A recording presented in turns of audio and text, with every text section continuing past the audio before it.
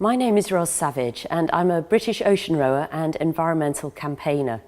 5 years ago I rowed solo across the Atlantic Ocean, and since then I've become the first woman also to row solo across the Pacific.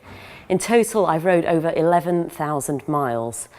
I've taken over 3.5 million oar strokes and spent nearly a year of my life at sea in a 23-foot rowboat. 10 years ago, nothing could have been further from my mind than rowing across oceans.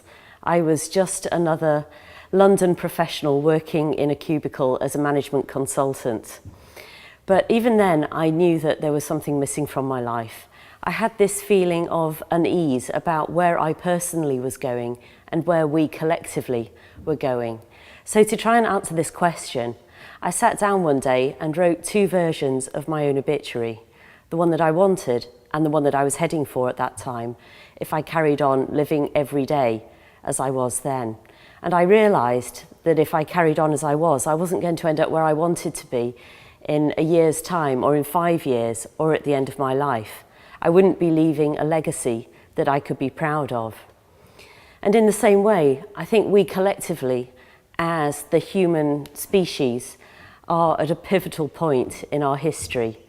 We are considering 2 different versions of our future. Are we going to carry on with business as usual, or is there a better way?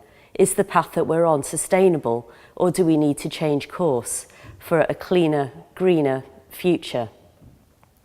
At the moment, I'm about halfway through a speaking tour of North America, designed to raise awareness and inspire action on the top environmental issues facing our world today, including climate change. During my row across the Pacific, I met with the people in the Republic of Kiribati, just north of the equator and on the western side of the international date line. With no point of land more than 6 feet above sea level, they're going to be among the First Nations impacted by climate change and rising oceans. I met with the president there, President Anote Tong, and he told me how he is trying to design an exit strategy for his country.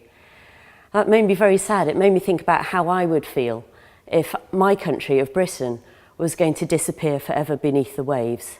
If the places where I'd been born and gone to school and grown up, where all my friends lived, if that was going to disappear forever and my community be scattered to the 4 corners of the earth.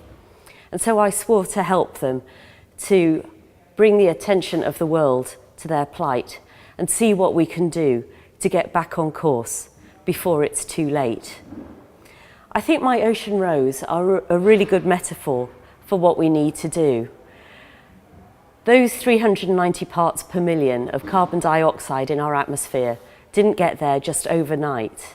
That's the result of 150 years of people burning oil, burning fossil fuels without a regard for the future.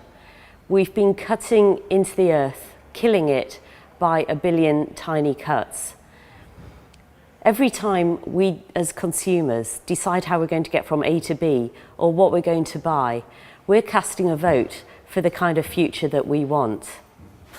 When I'm rowing across an ocean, 1 oar stroke doesn't get me very far, just a few feet, but you take 1 million tiny actions and string them all together, and they get me across an ocean. And in the same way, if we can get 7 billion of us making smarter decisions as consumers day after day and year after year, we can still turn the tide on this problem of climate change. So on this day of 10-10-10, we're rolling up our sleeves and getting down to work. We're having a global work party. We're showing how many of us down at the grassroots level are doing everything we can at this crucial time to get ourselves back on track for a clean, green, healthy future. But we can't do it all on our own. We need strong leadership. We need people at the national level who will step up to this enormous, unprecedented challenge that we face in 2010, who will have the moral courage to take a long-term view, no matter what the short-term challenges, who will add up the sum of our todays and see where that is taking us in the future. And so today I call on our global leaders to show strength of character, to take the responsibility. We're all doing it as individuals at the grassroots level. We need them as individuals, as human beings, to step in and help to save the human race. So let's roll up our sleeves, let's get down to work. Everybody from the grassroots up to global leaders. And if we all pull together, we can create a greener, cleaner future.